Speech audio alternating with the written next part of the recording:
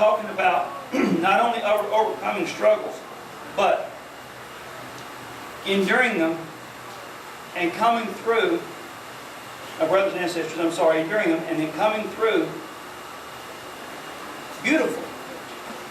I mean, the beauty of God's love is just amazing.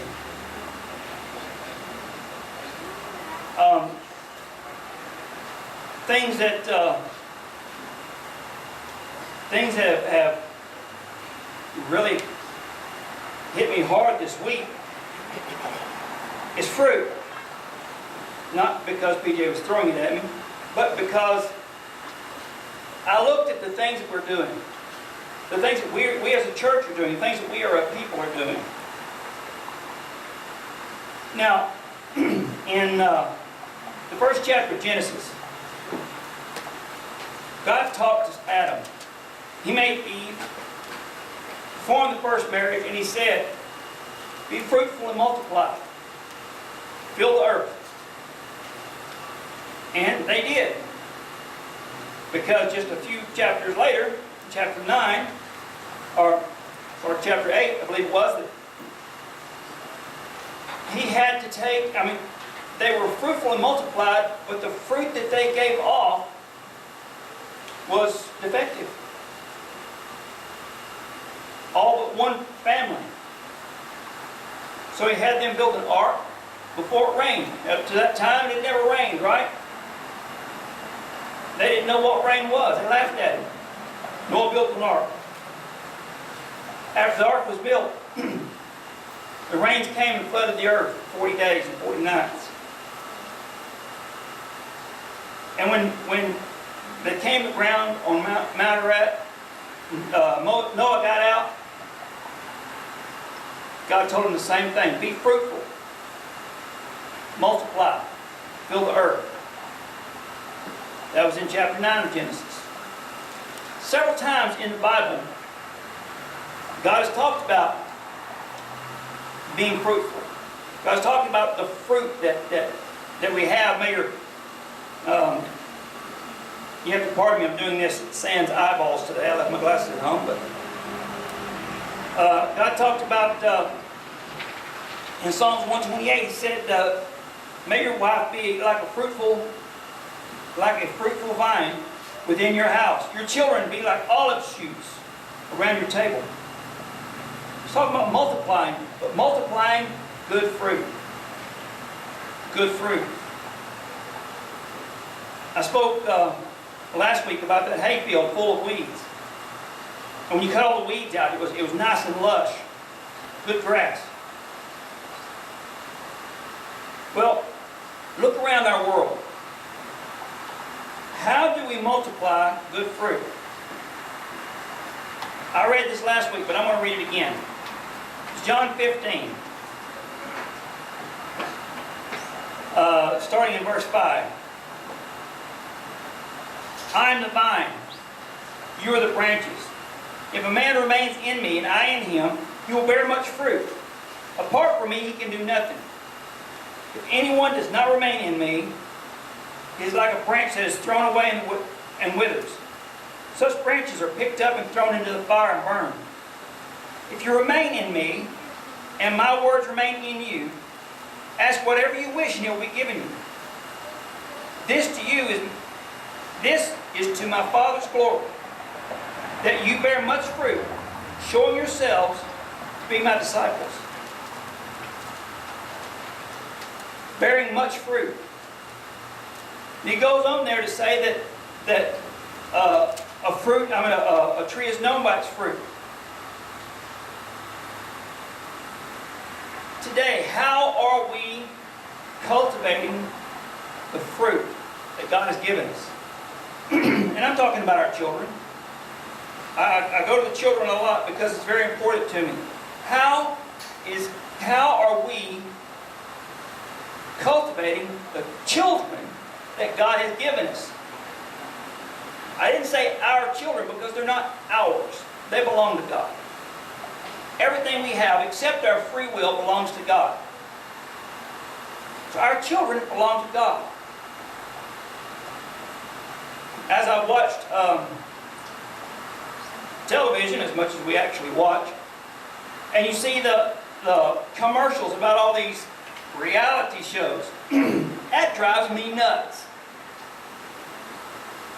I have been living in reality for 52 years, and not once have I seen anybody with that much stinking drama in their life. I mean, seriously. Someone said one time that reality shows are just a way to get a break from reality. I believe it. And I only watch the commercials, and I've had enough of them. So what do? What is it that we can do to cultivate our children? First of all, in James, he said what? Be quick to listen, slow to anger, slow to speak. That means listen to what everybody's saying. Listen to our children. I was standing in a line, in a gas station line, and first of all, I'm not preaching against drinking. You know I won't do that. But I was standing there, and a man had, I mean, like a liquor store sitting on the counter. You know, all kinds of with cognac and he had some beer, some malt liquor, cognac, and whiskey, stuff like that. And this little bitty kid comes up and says, "Daddy, can I have a soda?" Dad said, "We ain't got money for that."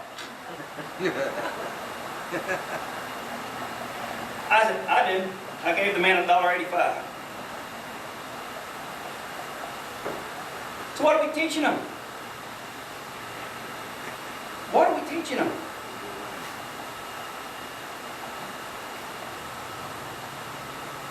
I look around, or listen. I drive into Walmart parking lot, and the music coming out of some of these college kids' stereos. I walk over to a guy that actually works in Walmart, and this stuff is blaring, boom, boom, boom, and the language coming out. I walk up and say, "Hey, I got a child over here. They don't need to hear that junk." "Oh, I'm sorry, you turned it down." "Why didn't you turn it down in the first place?" How many of them have I seen drive up with all this junk rattling in their ears? The children. My son used to listen to that stuff so loud that I had to replace his mirror, rearview mirror, several times because the vibration from his bass speakers vibrated it off. Seriously?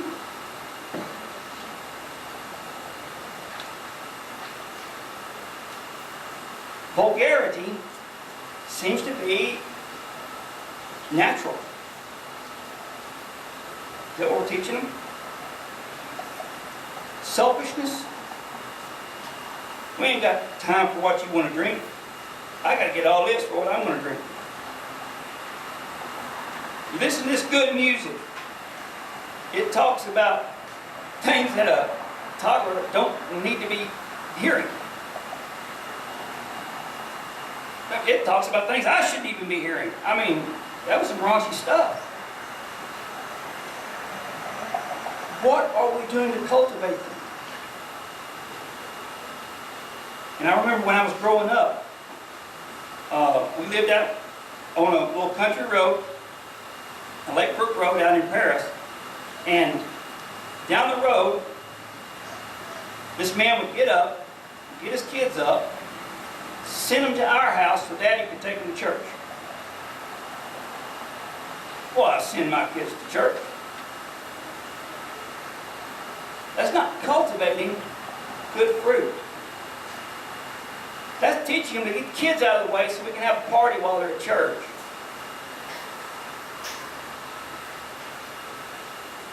How many times have you sat down to a meal and not even thought about asking God to bless it? You bless it every time, don't you? I know. I've seen kids from this church sit down to a meal in there, and when other people at a table over here get their meal and start to eat, the kids say, "Excuse me, you didn't pray."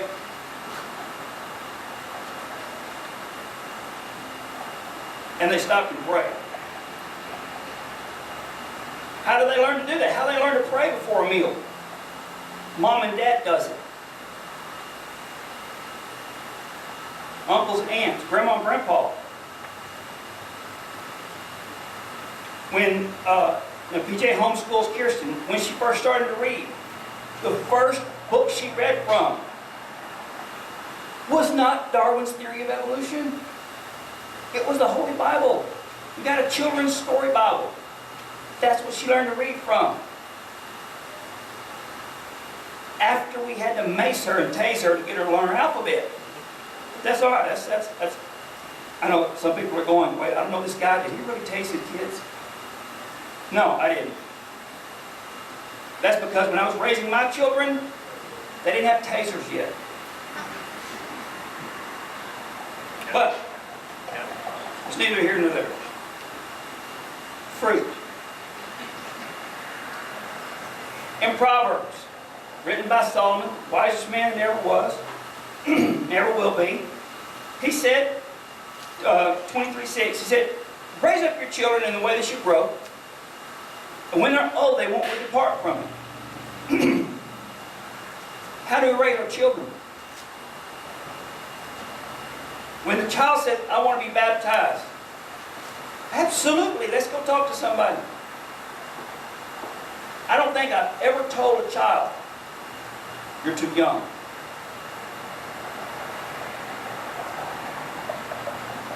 I don't think I've ever heard. I have heard someone say there's a child is too young. But in hindsight, what they were telling them was that you need to understand what it is they're doing up there. That was a time when we baptized like 3 or 4 kids here. And some kids were sitting on the edge going, "Hey, I want to do that." But they were real little and didn't understand salvation. So what do? Matthew 28:19 and 20. "Go make disciples of every nation, baptizing them in the name of the Father, the Son, and the Holy Spirit. Teach them the commands that I've given you." See, I can do this without glasses. Why? Because I read the Bible. Somebody tell me if I'm wrong on these verses now. We make disciples of all nations. What nation do we start with? The one inside our house. Inside our house. Now, am I a perfect dad? Grandfather? Am I a perfect role model? No! I am not perfect. I make mistakes. I make big mistakes. But there's something else my children see. I take ownership of those mistakes. And I ask forgiveness of those who I've offended. I ask forgiveness of God. And I don't do it in secret. I do it in front of whoever I made the mistake in front of. If it's my fault, I will admit to being my fault. Someone once said, if you apologize when you're wrong, you are a wise man. If you apologize when you're right, you're married. Just saying. So here's the deal. We need to grow our children. How do we do that? We need to have a place for our kids. We need to have a place that we can go and say, "Look," because the preacher was talking, well, actually I talk on the same level as most of the kids, but he's talking to the adults mostly. Let's take the kids in here and teach them the same thing. Hello, train.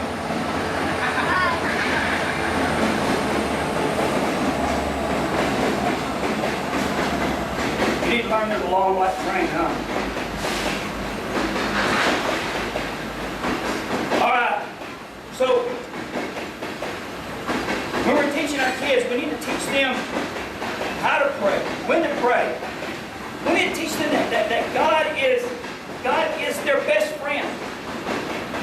Not some omnipotent being in heaven looking down and watching everything we do. Really? That's a long train.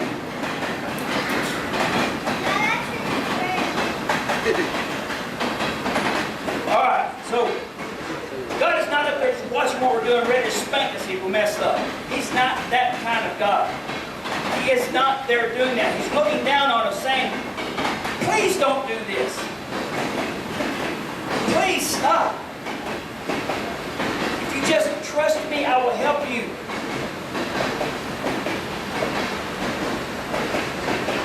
He's there with his hand out. He's waiting. All we have to do is look up. When Peter was in the boat, and Christ said, he said, you'll command me to come out to you. Christ said, come on. And he's walking on the waves. He did not sink until he took his eyes off Christ. And when he was sinking to sure death, he reached his hand up, and there Christ grabbed him and pulled him up. He's there waiting. We need to have a place for our children to go and to learn. That's where I was when the train came along. We have to have a place for our children to go and learn. Learn on their level about who Jesus is, what Christ is all about. That God is a loving God, a benevolent God that sent His Son to die on the cross for us. We need to have that at church. When we're at home, we need to instill that in our children by living that way.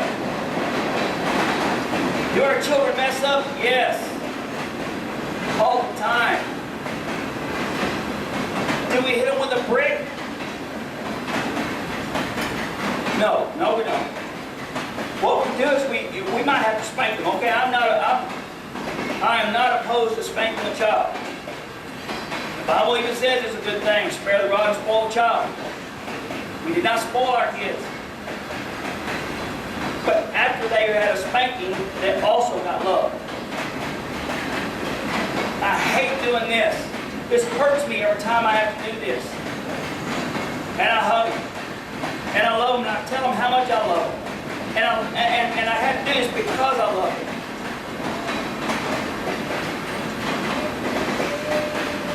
Our children now are raising their children in church. I have one that is in the Netherlands. She's in the Air Force. She always calls and talks to me and says, hey, I watched your sermon. You know, her and her granddaughter and her husband watch the sermon. Or, and then the Netherlands is like a solid Catholic integrated thing. So she's going to a school that has Bible school. And I think one of the Catholic things is you light a candle for someone that you want to pray for. Well, our granddaughter remembered my mother-in-law. She lived with us for about 6 months when my daughter was in Afghanistan. And she used to go in every night and play with my mother-in-law. Well, she's in school, and they said, it's time we're going to light a candle for someone. She said, I want to light it for my grandmother. I want to pray for her. My great-grandmother. See, that's the kind of things we need to understand. Children need to know what love is. The fruit that we grow is the fruit of love. Not society's definition of love. I think society has misspelled that word. Because what they define as love is actually lust. So, what is love? I love this analogy. PJ showed it to me on the internet one day. It was actually a Jewish rabbi talking about love today. And he walked up to a kid and he says, what are you doing? He's eating a fish. You like fish, huh? He said, well, yeah, I love fish. He goes, no, you don't. So, you love fish? That's why you take it out of the water, killed it, boiled it, and ate it? No, you don't love fish. You love to eat fish. So he said, too much of what we have today is fish love. a young lady meets a young man, and young man meets a young lady, or whatever, and they say, this is the person I want to be with because they can provide for me the things that I need. Affection, love, whatever that they feel that they need. This person can provide that. That's not love. That's as I said, fish love. When you meet a person and you invest yourself in them, you give of yourself, you're investing in them, then you love them. It's not what they can do for me. It's, I love them, I'm going to do for them. And there's no way that couldn't work out. Absolutely no way.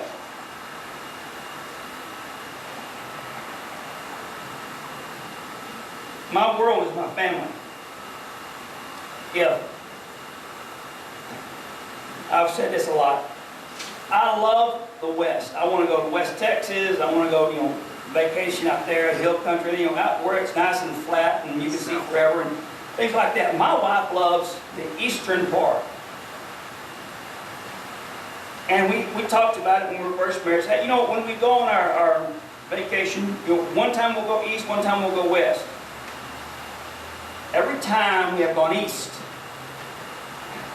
Because she likes going to Arkansas and digging crystals out of the ground. Yeah, I spent 20 years digging holes. I'm real not fond of that. She likes all the trees. And as a matter of fact, she was driving along one day, and she said, "Look at all this. Isn't this beautiful country?" I said, "Yeah, if you get all these trees out of the way so you can see it, it'd be even better." She wasn't impressed. But honestly, why do I do this? Why don't I throw a fit and say, "Hey, we've gone to Arkansas every year. Let's go over to West Texas one time." Because it really doesn't matter. I want her to be happy. And to her defense, she has asked me several times, "Do you want to go west?" But I'd rather see her face when she digs all those crystals up. By the way, if anybody needs crystals, we've got a stinking jumbo cooler full of crystals at the house. And she's probably going to go back and dig some more. But, hey.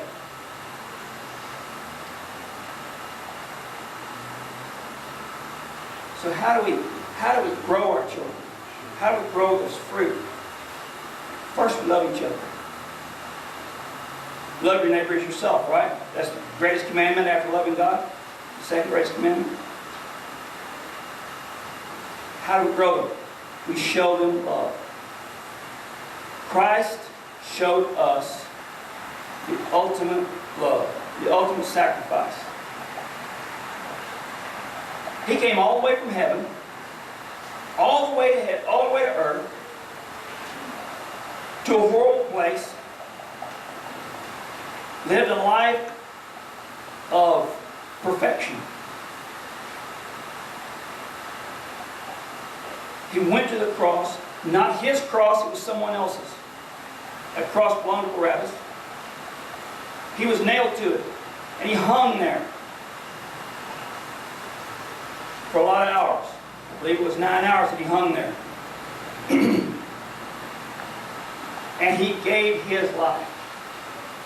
Scripture does not say that we killed him. He says he gave up his life. He gave his life, a perfect, innocent life, so that we could have everlasting life. Even though we hated him, even though we stuck a spear in his side, even though we shoved thorns on his head, even though we beat him, nailed him to a tree, he loved us. That's what we need to understand. We need to live that love. We need to show our children that love. We need to grow them.